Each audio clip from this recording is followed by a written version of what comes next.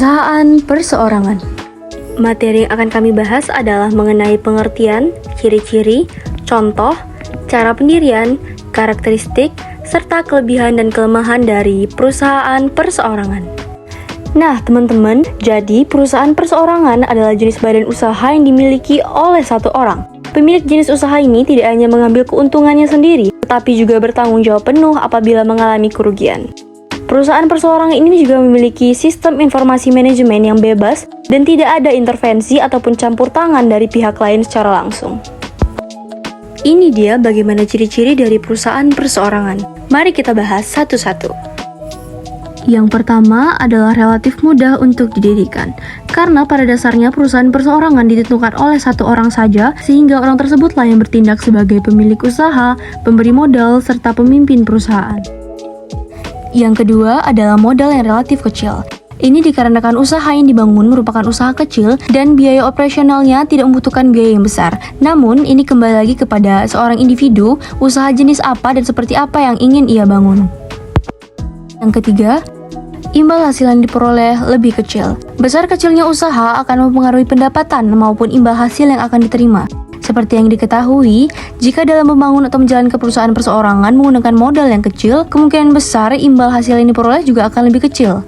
Namun, jika modal yang kita gunakan besar, kemungkinan besar pula imbal hasil yang kita terima akan lebih besar. Yang keempat adalah minim pajak. Perusahaan perseorangan yang dimiliki oleh satu orang termasuk usaha yang relatif kecil, sehingga sebagai usaha kecil, jenis usaha ini tidak dibebankan pajak. Yang kelima adalah tidak memiliki izin resmi.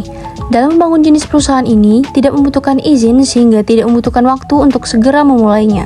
Karena umumnya perusahaan perseorangan berskala rumahan, seperti contohnya bisnis laundry. Yang keenam, kelangsungan usaha tergantung pemiliknya. Perusahaan perseorangan memiliki modal yang berasal dari pemilik perusahaan tersebut yang hanya berjumlah satu orang, sehingga sebagai pemilik sekaligus pemimpin usaha, berarti segala aktivitas yang dilakukan dalam usaha tersebut tergantung kepada pemiliknya. Materi selanjutnya yaitu jenis dan contoh perusahaan perseorangan. Yang pertama yaitu perusahaan perseorangan yang berizin atau berlisensi. Meskipun perusahaan perseorangan boleh tidak mempunyai izin, namun beberapa badan usaha memilih untuk mendaftarkan usaha mereka karena usahanya sudah berjalan cukup lama dan besar. Yang kedua adalah perusahaan perseorangan yang tidak memiliki izin atau tidak berlisensi.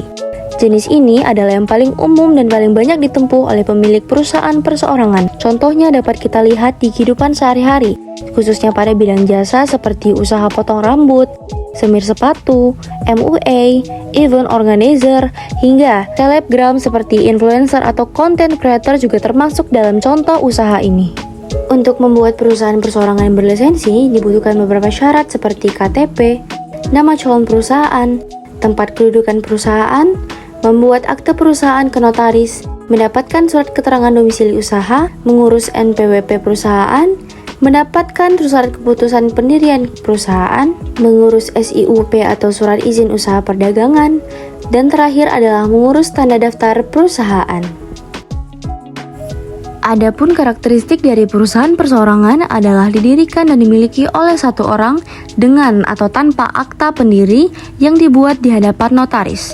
Segala resiko dari perusahaan ini termasuk kerugian dengan pihak ketiga harus ditanggung sendiri oleh pemiliknya.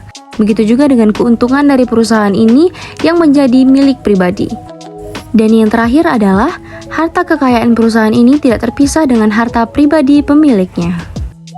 Ini dia beberapa kelebihan dan kekurangan dari perusahaan perseorangan.